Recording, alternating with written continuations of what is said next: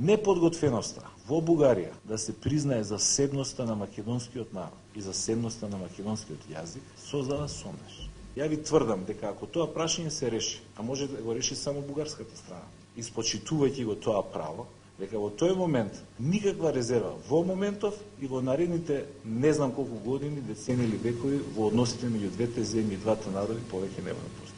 Ќе ве цитирам, значи не потврдувам, не се согласувам, туку ќе ве цитирам. Откако Бугарија стана членка на Европската унија, многу граѓани на Македонија се вратија кон бугарските корени.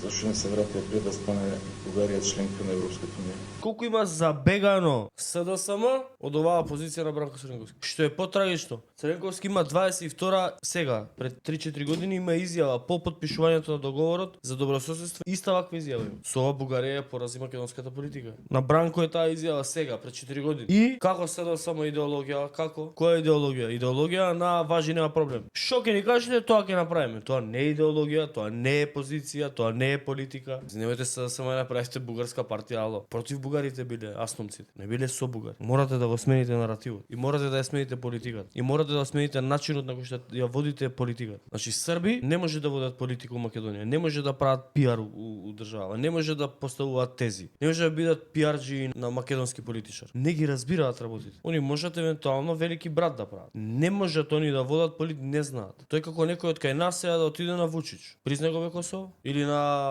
Джилас да му рече треба да се признае Косово и Джилас излезе да рече треба да се признае Косово. Ќе го обесат утре на Па ќе го обесат. И никад нема ништо, два Ова и пратени. така ништо нема. Даде.